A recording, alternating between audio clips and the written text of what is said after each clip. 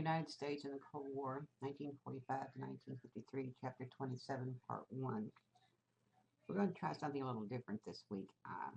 Call it a change up, call it I'm bored with the way we're doing it, we're going to do something different, or hopefully to make it a little easier for you to understand, because although when I show a PowerPoint in class, I'm able to embed the videos or YouTubes into the lecture. I've tried doing that when I'm doing one for online, and it just won't play. So that's why you have all the YouTubes at the end of the lecture, and it's kind of confusing sometimes. So what I'm going to try to do is lecture a little bit, so it comes time for the video, then I'll stop. You can watch the video and then come back to the lecture. This is why it's part 1. And also, we're not going to be doing the entire chapter. We're only going to go through 764, the Cold War and Hot War, and then we'll finish it at Hot War and Korean War and the other stuff in the next lesson. That being said, let's give it a try.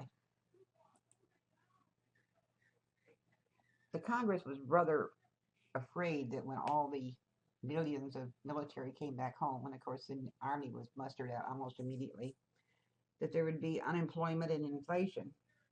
So they passed something called the Employment Act, and they even had a council of economic advisors to try to assist them to try to come up with a way to have full employment to prevent inflation. Well, unemployment didn't happen.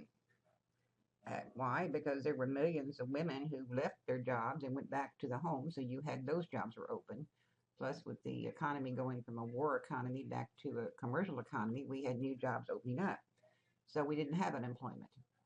And inflation didn't happen because, during the war, everything was rationed, so you couldn't spend your money. You could pay your rent and buy food, and sometimes you couldn't buy that much food because everything was rationed. So you saved it. And at the end of the war, we had humongous savings accounts.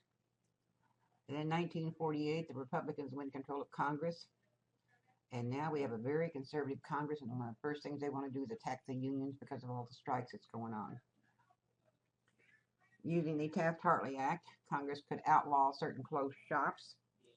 And a closed shop was simply a shop that required all the workers to be hired in a given company or plant to be union.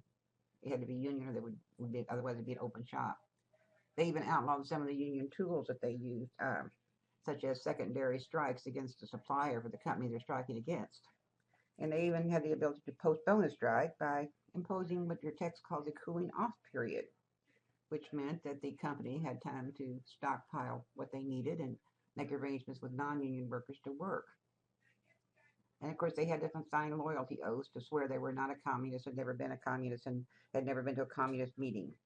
Now, President Truman tried to stop that, and he vetoed it. The Congress passed it over his veto. And not wanting a repeat of the bonus army business back in the 1930s, the Congress passes the Servicemen's Readjustment Act of 1944. And right before FDR died, he did sign it. Of course, we know it today as a GI Bill of Rights. Now, I want you to watch the YouTube, and when finished, come back and watch the part 2 of the lecture, which we'll get on into suburbia, I guess you'd call it.